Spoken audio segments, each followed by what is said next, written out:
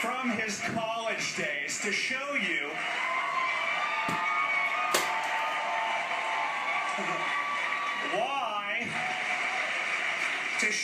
why racial division and class warfare are central to what Hope and Change was sold in 2008. The videos are going to come out. The narrative is going to come out. Now, sadly, our friend and colleague Andrew Breitbart is not here tonight to help us unveil this video, but thanks to his hard work, we're able to show you the following. Let's go back to 1991 when Barack Obama was president of the Harvard Law Review. Now, during that same year, Obama spoke at a protest in support of a controversial professor named Derek Bell. Now, in a moment, we'll dig deeper into some of the late Professor Bell's controversial views. But first, let's take a look at a very rare piece of video. Now, this is an edited portion of the future president's introduction of Bell that was released by BuzzFeed.com earlier today. And I remember that the black law students had organized an orientation for the first-year students. And one of the persons who spoke at that orientation was Professor Bell. And I remember him sauntering up to the front and not giving us a lecture, but engaging us in a conversation and speaking the truth and telling us that he has to learn at this place, that I've carried with me ever since.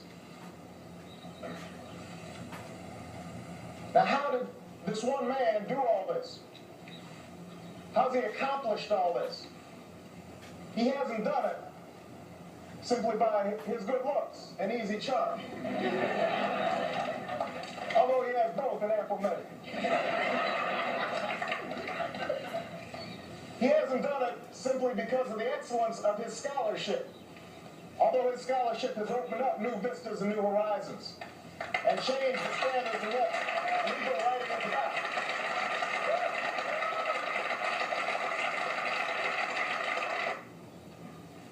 Open up your hearts and your minds to the words of Professor Derek Bell. Now, what the edited version of that video did not show you was that seconds later, Barack Obama embraced Bell before turning the microphone over to the controversial professor. However, that footage was intentionally covered up, according to a close confidant of the president, and that's Harvard professor Charles Ogletree. But in this next video, discovered by Andrew Breitbart and his team, you'll see Ogletree playing an extended version of the 1991 protest during one of his lectures in 2011 at Harvard University. Let's watch this. Open up your hearts and your minds to the words of Professor Derek Bell.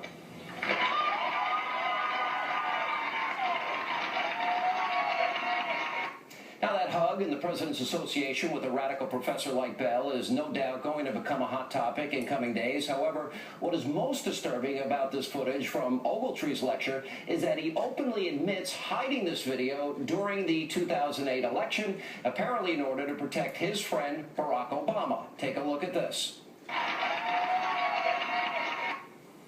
Now, what makes this so interesting when you think about it, of course, we hid this throughout the 2008 campaign, so no, I don't care if they find it now, but right, because it just told you. So why did Charles Ogletree believe that this footage would embarrass candidate Obama so gravely that he chose to suppress the tape during the 2008 election?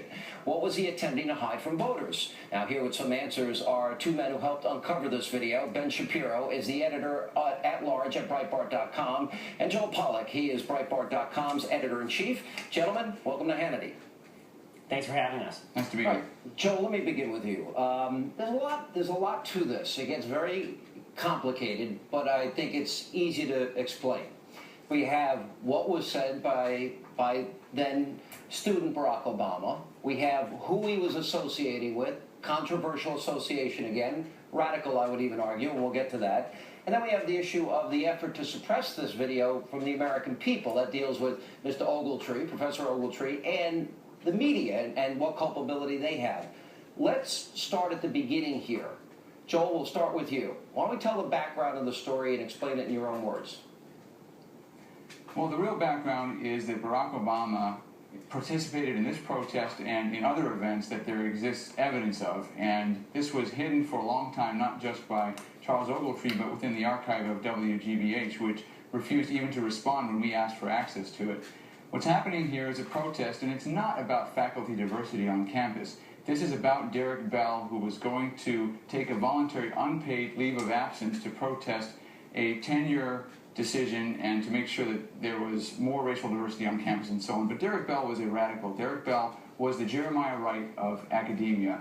He had some crazy views. In fact, just 2 months before this speech was given, Derek Bell gave a controversial speech in Chicago where he said that America remains a racist country and the civil rights movement essentially was a sham because white supremacy remains the system and we've got to transform that system radically in order to get rid of racism. And so those views were well known at the time, and this was not about diversity, which is a noble and good cause. This was about radical ideology, racial ideology. And when Barack Obama says, open your hearts and open your minds to the words of Professor Derek Bell and calls him an inspiration and talks about his scholarship, he's talking about some very radical things, so radical that later on Derek Bell got into serious trouble when he wrote an essay, a fictional story called Space Traders, positing that Americans, white Americans, would sell black Americans to space aliens in order to pay off the national debt, and that Jews would stand by and let it happen. This is the kind of background Derek Bell had. Well, wasn't that also in the form of, do you believe those were his views? Because as I understood, that was in a book, but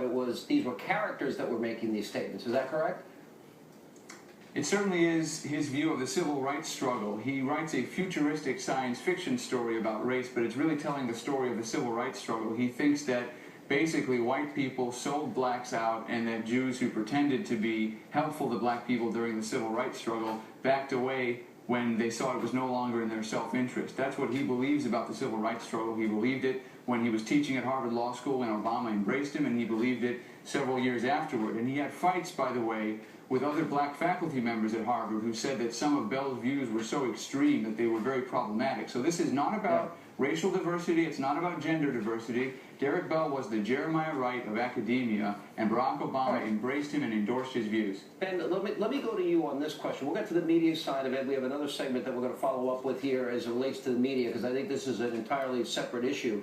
One of the things that I tried to do in 2007 and 2008, and I know that it was Eric Rush, he broke the story about Jeremiah Wright. We followed it. We investigated black liberation theology. We looked into Bill Ayers and Bernardine Dorn. The media only asked, in light of all the questions Republican candidates are being asked now, and in their vetting process, he was asked one time about Bill Ayers, an unrepentant terrorist, who he had many associations with, boards, speeches, started his political career in his house. So what are we to gain from this? Looking at a controversial professor, he's a little younger here. Is it more controversial that he hung out with Ayers and Dorn later in life and Jeremiah Wright? Or is this just a bigger picture, of a broader pattern that... I think there's something different in kind here, right? I mean, if you look at Bernardine Dorn and Bill Ayers, they associated with one another, they talked with one another, but we don't really know what they said to one another. We don't really know how they felt about one another.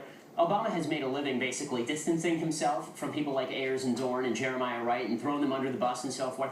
Here, this is a clean bust, right? He's not just saying, I was just sitting in the pews. He wasn't just saying, I just served on a board with him. He's saying, open your hearts and your minds to the words of Professor Derek Bell. So if you're going to open your hearts and your minds to the words of Professor Derek Bell, well, if you want us to do that, now we actually have to look at what are the words of Professor Derek Bell. And again, this is not 20 years ago. It's important to recognize that Derek Bell and Barack Obama remained associates for the rest of Derek Bell's life. He just died about a year ago. And Derek Bell was writing op-eds in defense of Barack Obama and Jeremiah Wright during the 2008 election cycle. This does raise questions, because President Obama did promise that he would be the most transparent president in American history. We had this issue, if we remember, back in the 2008 campaign with the Los Angeles Times, and they had this video in which Barack Obama lavished praise on Rashid Khalidi, who was a former mouthpiece of Yasser Arafat. That was never released by the LA Times. So as we look at this tape, and we look at this, yes, open your hearts and minds to Derek Bell in this particular case, and we'll go into more of his background here. What are people to grab from this more than anything else? Is it that Barack Obama seems to always gravitate towards the most radical people? There's no question about that. There's no question about that. And I think that the other thing that we're going to talk about, obviously, is the fact that the media cover-up here was very real. Ogletree's cover-up here was very real.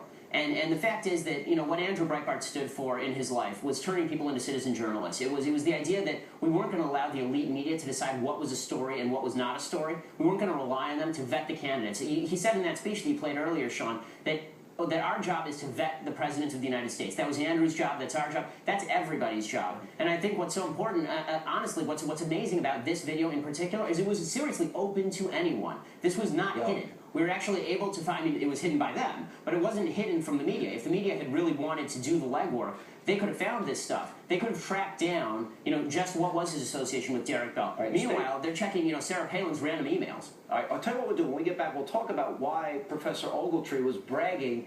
I don't care if they look at it now, and sounds like they were hiding it back then, and the reasons for that. We're also going to look at the media and why they never asked questions about Ayers and Wright to the extent that, or especially Bill Ayers in that case, only one time, and what this means in terms of what did they know, when did they know it, and what does it mean for journalism and the media in this country. And we'll have more of our exclusive look at the Obama tapes. Andrew Breitbart had promised voters in his final days. Also, Michelle Malkin, Juan Williams,